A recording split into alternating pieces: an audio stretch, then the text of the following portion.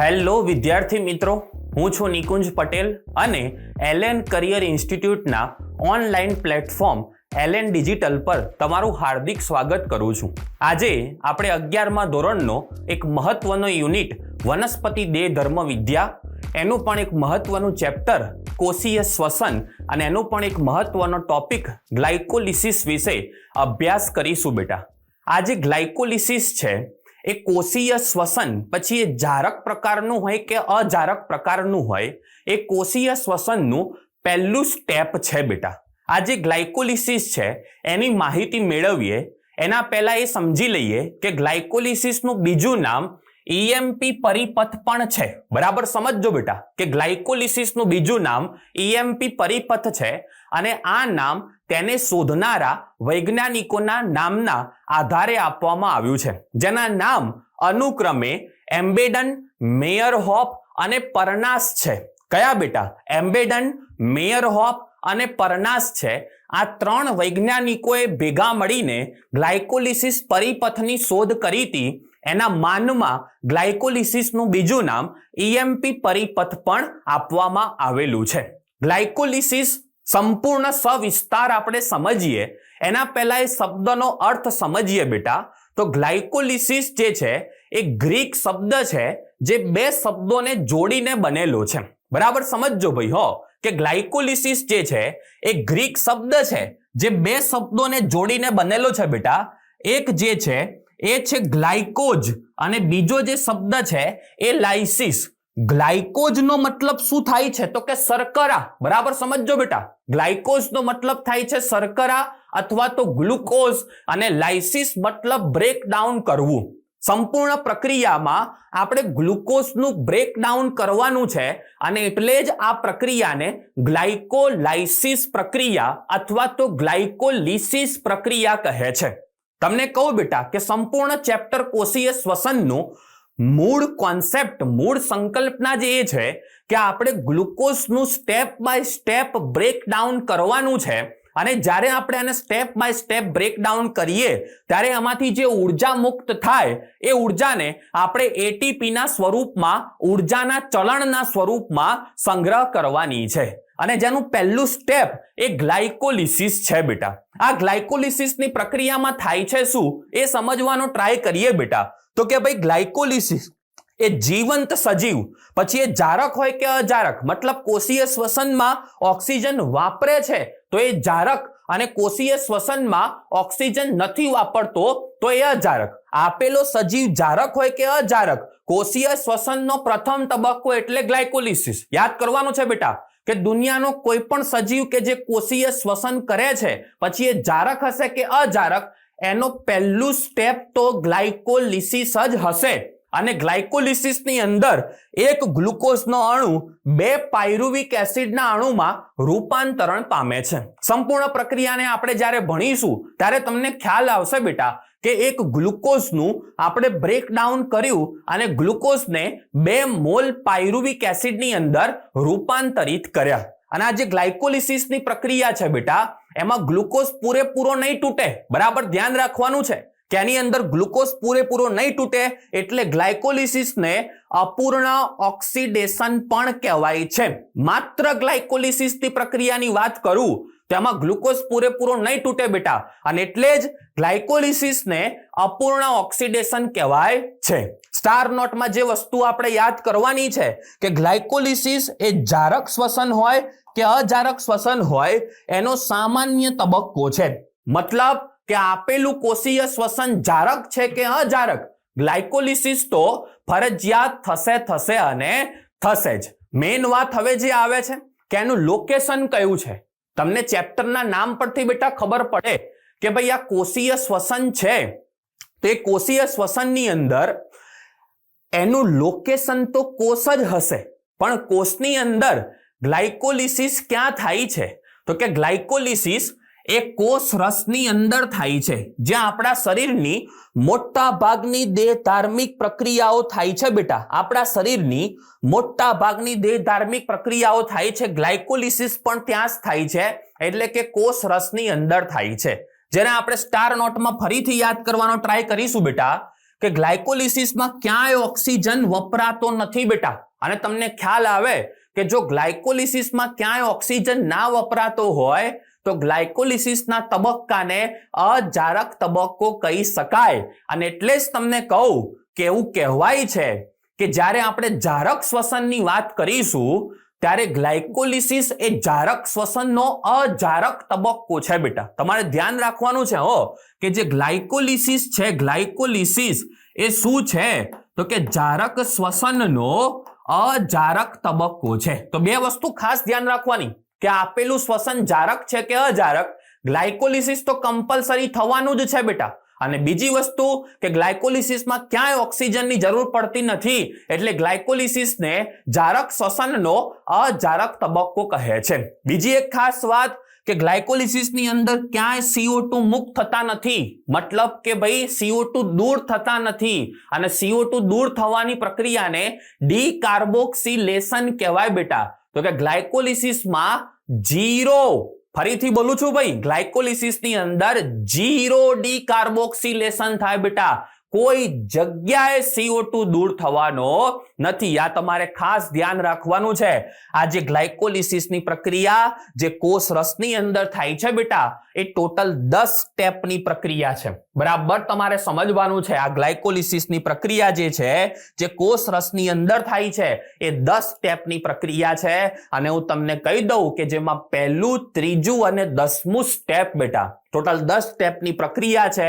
અને 10 સ્ટેપની પ્રક્રિયામાં પહેલું, ત્રીજું અને 10મું સ્ટેપ જે છે એ સમાન ઉત્સેચક વડે અપ્રતિવર્તી છે બેટા. જ્યારે બાકીના જે 7 સ્ટેપ છે એ સમાન ઉત્સેચક વડે પ્રતિવર્તી છે.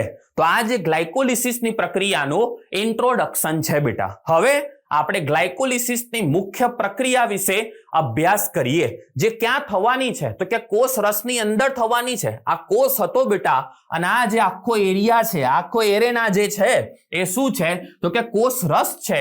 અને આ કોષ રસની અંદર ગ્લાયકોલિસિસની પ્રક્રિયા થવાની છે. આપણે વાત કરી નાખી છે ભાઈ કે ગ્લાયકોલિસિસની પ્રક્રિયા ટોટલ 10 સ્ટેપની પ્રક્રિયા છે બેટા. જેમાં પહેલું, ત્રીજું અને 10મું સ્ટેપ સમાન ઉત્સેચક વડે અપ્રતિવર્તી છે. જ્યારે બાકીના જે 7 સ્ટેપ છે બેટા એ સમાન ઉત્સેચક વડે પ્રતિવર્તી છે. બીજી વાત કે જે ગ્લાયકોલિસિસની પ્રક્રિયા છે એમાં એક ગ્લુકોઝનો અણુ 2 પાયરુવિક એસિડના અણુમાં રૂપાંતરણ પામશે. તો આપણે રિઝલ્ટ જોવાનું છે. આપણે એક બાય એક પછી સ્ટેપ જોઈશું અને 10 સ્ટેપ પતશે ત્યારે આપણી પાસે 2 મોલ પાયરુવિક એસિડ હોવા જોઈએ. ચલો કોષ રસ પાસે ગ્લુકોઝ છે આપણે એવું માની લઈએ છીએ ભાઈ, જે ખોરાક વડે જતો હોય છે જનરલી. આ ગ્લુકોઝ પહેલા સ્ટેપની અંદર શું થશે બેટા તો કે આ જે ગ્લુકોઝ છે એ પહેલા સ્ટેપની અંદર ગ્લુકોઝ 6 ફોસ્ફેટની અંદર રૂપાંતરણ પામે છે. બરાબર સમજો. પહેલા સ્ટેપની અંદર આ જે ગ્લુકોઝ છે એ ગ્લુકોઝ 6 ફોસ્ફેટમાં રૂપાંતરણ પામશે. ગ્લુકોઝ 6 ફોસ્ફેટનો સીધો મતલબ એ છે કે ગ્લુકોઝના 6થા નંબરના કાર્બન પર ફોસ્ફરસ જોડાયેલો છે. પ્રશ્ન એ છે કે આ ફોસ્ફરસ આયો ક્યાંથી તો કે બેટા આપણે અહીંયા એટીપી વાપરીશું. સમજો, એટીપી વાપરીશું એટલે એટીપી એડીપી પ્લસ અકાર્બનિક ફોસ્ફેટની અંદર રૂપાંતરણ પામશે બેટા. અકાર્બનિક ફોસ્ફેટની અંદર રૂપાંતરણ પામશે અને આ જે અકાર્બનિક ફોસ્ફેટ છે એ ગ્લુકોઝના 6થા નંબરના કાર્બન પર જશે બેટા. આ જે અકાર્બનિક ફોસ્ફેટ છે એ ગ્લુકોઝના 6થા નંબરના કાર્બન પર જાય અને ગ્લુકોઝને ગ્લુકોઝ 6 ફોસ્ફેટમાં ફેરવે. તો તમે સમજો બેટા, અહીંયા આપણે એનર્જીને ઇન્વેસ્ટ કરી છે, અહીંયા આપણે એનર્જી મેળવવાની છે તો પણ આપણે એનર્જીને ઇન્વેસ્ટ કરી છે. આનું કારણ શું છે એ આપણે પછી સમજીએ. અહીંયા જે ઉત્સેચક છે એ ઉત્સેચકનું નામ છે હેક્ઝોકાઇનેઝ ઉત્સેચક. અહીંયા એક કોન્સેપ્ટ તમે યાદ રાખી શકો કે જ્યાં જ્યાં એટીપી સંકળાયેલા હોય બેટા ત્યાં કાઇનેઝ ઉત્સેચક આવે. જ્યાં જ્યાં એટીપી સંકળાયેલા હોય ત્યાં કાઇનેઝ ઉત્સેચક આવે. અને ગ્લુકોઝ 6 કાર્બન વાળી શર્કરા છે તો આપણે આને હેક્ઝોઝ સુગર કહી શકીએ છીએ. એના નામ પરથી તમે ઉત્સેચકને યાદ કરી શકો કે હેક્ઝોકાઇનેજ ઉત્સેચકનું નામ છે અને આ ઉત્સેચકને સક્રિય કરવા માટે આપણે આયન સ્વરૂપે Mg+2 જોઈએ. તો પહેલા સ્ટેપની અંદર ગ્લુકોઝ 6 ફોસ્ફેટમાં રૂપાંતરણ પામશે. બીજા સ્ટેપની અંદર આ ગ્લુકોઝ એના સમઘટક એવા ફ્રુક્ટોઝ 6 ફોસ્ફેટમાં રૂપાંતરણ પામશે. બેટા સમજો હો કે બીજા સ્ટેપમાં ગ્લુકોઝ 6 ફોસ્ફેટ એના સમઘટક એવા ફ્રુક્ટોઝ 6 ફોસ્ફેટની અંદર રૂપાંતરણ પામશે અને સમઘટકતાને આપણે અંગ્રેજીમાં આઇસોમેરિઝમ કહીએ છીએ અને એના પરથી તમે ઉત્સેચકને યાદ કરી શકો બેટા કે અહીંયા ઉત્સેચક છે આઇસોમરેઝ. કયો ઉત્સેચક છે બેટા? આઇસોમરેઝ ઉત્સેચક છે. હવે આ જે ફ્રુક્ટોઝ 6 ફોસ્ફેટ છે એનું આગળ શું થશે તો કે આ જે ફ્રુક્ટોઝ 6 ફોસ્ફેટ છે ફરી પાછો ફ્રુક્ટોઝ 1,6 બાયફોસ્ફેટની અંદર રૂપાંતરણ પામશે. હવે તમે સમજો કે છઠ્ઠા ઉપર તો ફોસ્ફરસ છે, હજુ પહેલા ઉપર પણ ફોસ્ફરસ આવ્યો, ફ્રુક્ટોઝ 6 ફોસ્ફેટ ફ્રુક્ટોઝ 1,6 બાયફોસ્ફેટ બને એટલે છઠ્ઠા ઉપર તો ફોસ્ફરસ હતો જ, પહેલા ઉપર પણ ફોસ્ફરસ આવ્યો. આ ફોસ્ફરસ ક્યાંથી આવ્યો તો કે ફરી એટીપી વાપરે બેટા. આપણે એટીપી વાપરીશું એટલે એડીપી પ્લસ પીઆઈ થશે, અકાર્બનિક ફોસ્ફરસ મુક્ત થશે અને આ જે અકાર્બનિક ફોસ્ફરસ છે એ ફ્રુક્ટોઝ 6 ફોસ્ફેટના પહેલા નંબરના કાર્બન ઉપર જશે બેટા, પહેલા નંબરના કાર્બન પર જશે અને ફ્રુક્ટોઝ 6 ફોસ્ફેટ એ ફ્રુક્ટોઝ 1,6 બાયફોસ્ફેટની અંદર રૂપાંતરણ પામશે. અહીંયા જે ઉત્સેચક છે એને આપણે સ્ટાર નોટમાં યાદ કરીશું બેટા. અહીંયા જે ઉત્સેચક છે એ ઉત્સેચકનું નામ છે ફોસ્ફોફ્રુક્ટોકાઇનેજ. બરાબર સમજજો, મેં તમને કીધું ને કે તમારે યાદ રાખવાનું કે જ્યાં એટીપી સંકળાયેલા હોય ત્યાં કાઇનેજ ઉત્સેચક આવે ભાઈ. અને હવે કેવી રીતે યાદ કરશો તો કે પ્રક્રિયકના નામ પરથી યાદ કરી શકો, ફોસ્ફોફ્રુક્ટોકાઇનેજ. ફરી બોલું બેટા, ફોસ્ફોફ્રુક્ટોકાઇનેજ. તો કે આ ઉત્સેચકની હાજરીમાં ફ્રુક્ટોઝ 6 ફોસ્ફેટ ફ્રુક્ટોઝ 1,6 બાયફોસ્ફેટની અંદર રૂપાંતરણ પામશે. તો અત્યાર સુધી આપણે શું કર્યું છે તમને કહું તો કે અત્યાર સુધી જેટલા પણ સ્ટેપ આપણે ભણ્યા બેટા એમાં આપણે ગ્લુકોઝને અનસ્ટેબલ બનાવવાનું કામ કર્યું છે, ગ્લુકોઝને અસ્થાયી બનાવવાનું કામ કર્યું છે. કેમ સાહેબ અસ્થાયી બનાવવા પડે? ગ્લુકોઝ બેટા હાઈલી સ્ટેબલ પ્રોડક્ટ છે, સમજો હો. Glucose is a highly stable product છે બેટા. અને જો એને તોડવું હોય, તેનું બ્રેકડાઉન કરવું હોય તો એમાં ઉર્જા વધારે આપવી પડે અને આખું પ્રકરણ ઉર્જા મેળવવાનું ભણીએ છીએ.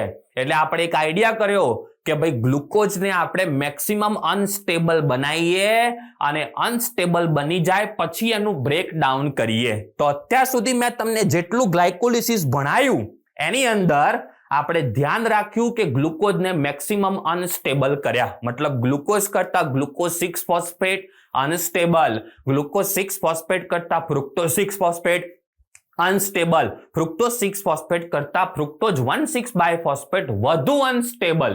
અને હવે ગ્લુકોઝ વ્યવસ્થિત અનસ્ટેબલ થઈ ગયો છે બેટા, તેનું આપણે આરામથી બ્રેકડાઉન કરીશું. પણ ગ્લુકોઝને અનસ્ટેબલ બનાવવા માટે પણ આપણે 2 એટીપી ને ઇન્વેસ્ટ કરવા પડ્યા છે. તમે જુઓ, કોઈ પણ ધંધો આપણે બેટા કરીએ તો મૂડી રોકાણ તો કરવું જ પડે ને ભાઈ. તો અહીંયા પણ આપણે જ્યારે ગ્લુકોઝમાંથી ઉર્જા મેળવવી છે ત્યારે આપણે શરૂઆતમાં મૂડી રોકાણ કરવું પડે બેટા, અને મૂડી રોકાણ કર્યું છે 2 એટીપી સ્વરૂપનું.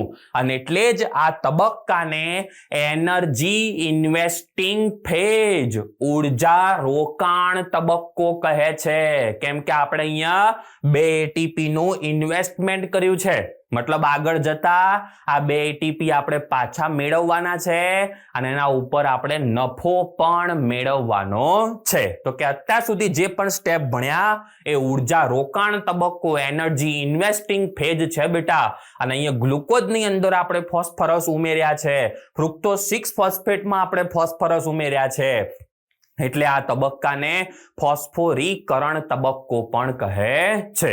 હવે આપણે ગ્લુકોઝ ફ્રુક્ટોઝ 1,6 બાયફોસ્ફેટના સ્વરૂપમાં મેક્સિમમ અનસ્ટેબલ થઈ ગયો છે બેટા, અને હવે આપણે એનું વિખંડન કરવાનું છે.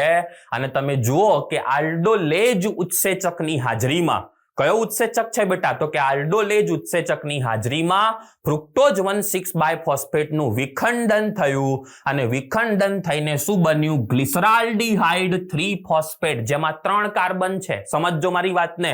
અને બીજું બન્યું બેટા ડાયહાઇડ્રોક્સી એસિટોન ફોસ્ફેટ DHAP, જેમાં 3 કાર્બન છે. તમે જોઈ શકો છો કે ફ્રુક્ટોઝ 1,6 બાયફોસ્ફેટમાં કેટલા કાર્બન છે? તો કે 6. હવે આલ્ડોલેજ ઉત્સેચકની હાજરીમાં એનું વિખંડન થયું, તે તૂટી ગયા બેટા, એનું બ્રેકડાઉન થઈ ગયું બેટા, અને 3 કાર્બન યુક્ત 2 સંયોજનો મળ્યા. એમાં એક સંયોજનનું નામ છે ગ્લિસરાલ્ડીહાઇડ 3 ફોસ્ફેટ અને બીજા સંયોજનનું નામ છે ડાયહાઇડ્રોક્સી એસિટોન ફોસ્ફેટ. અને આ 3 કાર્બન વાળા બંને સંયોજનો એકબીજાના સમઘટક છે અને સમઘટકતાને અંગ્રેજીમાં આઇસોમેરિઝમ કહેવાય.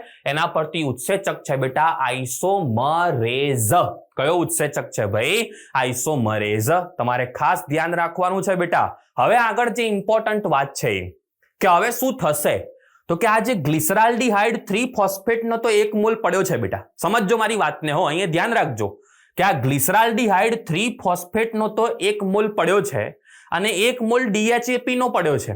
તમને કહું, આ જે DHAP પણ છે એ ગ્લિસરાલ્ડીહાઇડ 3 ફોસ્ફેટમાં રૂપાંતરિત થઈ જાય. એક ગ્લિસરાલ્ડીહાઇડ 3 ફોસ્ફેટ પડ્યો છે, DHAP પણ ગ્લિસરાલ્ડીહાઇડ 3 ફોસ્ફેટમાં રૂપાંતરણ પામે. તો હવે આના કેટલા મોલ થાય? 2. એટલે ગ્લિસરાલ્ડીહાઇડ 3 ફોસ્ફેટના કેટલા મોલ છે બેટા? 2 મોલ છે.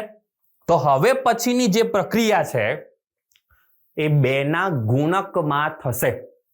સમજજો હો વાતને, શું કહું છું એ કે 1 મોલ ગ્લિસરાલ્ડીહાઇડ 3 ફોસ્ફેટ તો છે જ, DHAP પણ ગ્લિસરાલ્ડીહાઇડ 3 ફોસ્ફેટમાં ફેરવાયો, તો કે 2 મોલ ગ્લિસરાલ્ડીહાઇડ 3 ફોસ્ફેટના થયા. તો હવે પછીની જે પ્રક્રિયા છે એ 2 ના ગુણકમાં થશે. આગળ વાત કરીએ કે શું થશે, તો અહીંયા તમારે ખાસ ધ્યાન રાખવાનું છે કે ઇનઓર્ગેનિક ફોસ્ફેટ એટલે કે અકાર્બનિક ફોસ્ફેટ એડ થશે અને ગ્લિસરાલ્ડીહાઇડ 3 ફોસ્ફેટનું ઓક્સિડેશન થશે. ફોકસ કરજો બેટા હો, કે ઇનઓર્ગેનિક ફોસ્ફેટ એડ થશે અને ગ્લિસરાલ્ડીહાઇડ 3 ફોસ્ફેટનું ઓક્સિડેશન થશે. હવે તમે સમજો કે ગ્લિસરાલ્ડીહાઇડ 3 ફોસ્ફેટ ત્રીજા ઉપર તો ફોસ્ફરસ છે ને, બીજો એક ફોસ્ફરસ આવે તો એ પહેલા ઉપર જાય બેટા. સમજો, ત્રીજા ઉપર તો ફોસ્ફરસ છે, બીજો એક ફોસ્ફરસ આવે તો પહેલા ઉપર જશે. તો આમ જો નામ જોવા જઈએ તો શું બને? ગ્લિસરાલ્ડીહાઇડ 1,3 બાયફોસ્ફેટ. આવું બને કે ના બને? કેમ કે પહેલા અને ત્રીજા બંને પર આવી ગયો ફોસ્ફરસ અને હવે એનું ઓક્સિડેશન કરીએ બેટા તો ઇલેક્ટ્રોન ગુમાવે અને ઇલેક્ટ્રોનને કોણ સ્વીકારે? તો કે 2NAD. અને શેમાં રૂપાંતરણ પામે? 2NADH2. તો કે આ સ્ટેપમાં 2 વસ્તુ થશે, અકાર્બનિક ફોસ્ફરસ એડ થશે અને ઓક્સિડેશન થશે. અને ગ્લિસરાલ્ડીહાઇડ 3 ફોસ્ફેટની અંદર અકાર્બનિક ફોસ્ફેટ એડ થયા અને એનું ઓક્સિડેશન થયું એટલે શેમાં રૂપાંતરણ પામે બેટા? તો કે 1,3 બાયફોસ્ફોગ્લિસરિક એસિડની અંદર. તો કે આલ્ડીહાઇડનું આપણે ઓક્સિડેશન કરીએ તો એ એસિડની અંદર રૂપાંતરણ પામી જશે. તો હવે આપણી પાસે શું છે? 1,3 બાયફોસ્ફોગ્લિસરિક એસિડ ના કેટલા મોલ છે બેટા? 2. હવે 1 મોલ પાસે 2 ફોસ્ફરસ છે, તો 2 મોલ પાસે કેટલા ફોસ્ફરસ થયા? તો કે 4 ફોસ્ફરસ થયા. આગળ શું થશે બેટા? તો કે આગળ તમને કહું તો આ જે 1,3 બાયફોસ્ફોગ્લિસરિક એસિડ છે એ પહેલા ઉપરથી ફોસ્ફરસને દૂર કરશે બેટા. હવે એના 2 મોલ છે તો 2 ફોસ્ફરસ દૂર થશે અને 2 ફોસ્ફરસ કોણ સ્વીકારી લે? તો કે 2 ADP સ્વીકારી લે બેટા. આ 2 ફોસ્ફરસ કોણ સ્વીકારી લે? 2 ADP સ્વીકારી લે. તો આપણને અહીંયા 2 ATP મળ્યા. તમે જુઓ અહીંયા આપણને 2 ATP મળ્યા, મતલબ કે હવે આવક શરૂ થઈ. પછી તમને યાદ હોય તો આપણે 2 ATP નું ઇન્વેસ્ટમેન્ટ કર્યું હતું, આપણું મૂડી રોકાણ હતું 2 ATP અને આ 2 ATP આપણને મળી ગયા એટલે હવે આપણે ધંધાની અંદર 0 થઈ ગયા. જેટલું રોકાણ કર્યું હતું એટલું આપણી પાસે પાછું આવી ગયું છે 2 ATP સ્વરૂપે. હવે જે પણ આવશે એ આપણો નફો હશે બેટા, જે પણ આવશે એ આપણો નફો હશે. જો ફરી બોલું, 1,3 બાયફોસ્ફોગ્લિસરિક એસિડ પહેલા ઉપરથી ફોસ્ફરસને દૂર કરે. 2 મોલ છે એટલે 2 ફોસ્ફરસ દૂર થાય. એ 2 ફોસ્ફરસ કોણ સ્વીકારે બેટા? તો કે 2 એડીપી સ્વીકારે અને શું બનાવે? તો કે 2 એટીપી બનાવે છે. આ જે ફોસ્ફોરીકરણ થયું બેટા, આ જે ફોસ્ફોરીકરણ થયું એના માટે એક ઇમ્પોર્ટન્ટ શબ્દ છે જેને કહેવાય છે આધારક આધારિત ફોસ્ફોરીકરણ. શું કહેવાય છે બેટા એને? આધારક આધારિત ફોસ્ફોરીકરણ. તમારે ખાસ ધ્યાન રાખવાનું છે કે મુખ્ય પ્રક્રિયામાં જે એટીપી બને બેટા, એ એટીપી આધારક આધારિત ફોસ્ફોરીકરણની પ્રક્રિયાથી બને. અને જે સંયોજન બનશે એનું નામ શું હશે? તો તમે આઈડિયા લગાવી શકો બેટા કે આ પહેલા પરથી ફોસ્ફરસ ગયો તો મારે એક નહીં બોલવાનું અને મારે બાય પણ નહીં બોલવાનું ને બેટા. તો હવે શું બનશે? 3-ફોસ્ફોગ્લિસરિક એસિડ. શું બનશે હવે? 3-ફોસ્ફોગ્લિસરિક એસિડ. આગળ જોઈએ 3-ફોસ્ફોગ્લિસરિક એસિડ નું શું થશે? તો કે 3-ફોસ્ફોગ્લિસરિક એસિડમાં જે ત્રીજા ઉપર ફોસ્ફરસ છે હેને ભાઈ, ગ્લિસરિક એસિડના ત્રીજા કાર્બન પર જે ફોસ્ફરસ છે બીજા કાર્બન પર આવશે બેટા અને બનશે 2-ફોસ્ફોગ્લિસરિક એસિડ. અને અહીંયા જે ઉત્સેચક છે એ ઉત્સેચકનું નામ છે બેટા મ્યુટેજ. તો આ તો સ્થાન ફેર થયો. તમે જુઓ બેટા કે ત્રીજા ઉપર જે ફોસ્ફરસ હતો એ ક્યાં આવી ગયો? તો કે બીજા ઉપર ફોસ્ફરસ આવી ગયો. હવે શું થશે? તો કે 2 પાણીના અણુઓ રિમૂવ થશે હેને, 2 પાણીના અણુઓ દૂર થશે ઇનોલેજ ઉત્સેચકની હાજરીમાં. અહીંયા એક ટ્રીક હોય છે જે યાદ રાખવાની હોય છે બેટા કે ભાઈ આને ઇનોઓન H2O ગોન તરીકે પણ આપણે યાદ કરી શકીએ છીએ કે ભાઈ ઇનોલેજ જ્યારે ઓન થાય ત્યારે પાણી દૂર થાય છે. તો આપણને કન્ફ્યુઝન ના થાય બેટા કે પાણી એડ થાય છે કે દૂર થાય છે. એના માટે આવું યાદ કરી શકો કે ઇનોઓન H2O ગોન મતલબ જ્યાં ઇનોલેજ હશે ત્યાં H2O રિમૂવ થતો હશે અને 2-ફોસ્ફોગ્લિસરિક એસિડમાંથી 2 પાણી દૂર થાય તો બેટા શું બનશે? તો કે 2-ફોસ્ફોઇનોલ પાયરુવિક એસિડ.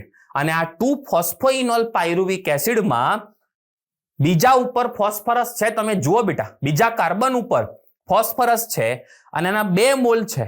આ બંને ફોસ્ફરસ જે છે એ રિમૂવ થશે અને બંને ફોસ્ફરસ કોણ સ્વીકારશે? તો કે 2 એડીપી સ્વીકારશે અને ફરી પાછા આપણને 2 એટીપી મળશે. જે આપણો નફો છે તમે સમજો કે પહેલા 2 એટીપી નું રોકાણ કર્યું, 2 એટીપી આપણને મળી ગયા એટલે 0 લેવલે આવી ગયા આપણે.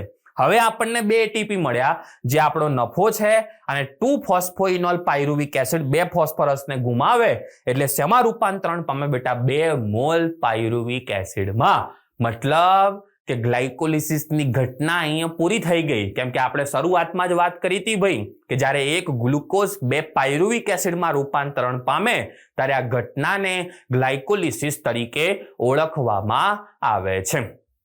આ જે પાયરુવિક એસિડ છે એ ગ્લાયકોલિસિસની અંતિમ નિપજ તરીકે ઓળખી શકીએ બેટા. અને અહીંયા જે મુખ્ય પ્રક્રિયામાં એટીપી બન્યા એ મેં તમને કીધું એમ આને આધારક આધારિત ફોસ્ફોરીકરણ કહેવાય બેટા. શું કહેવાય? આધારક આધારિત ફોસ્ફોરીકરણ.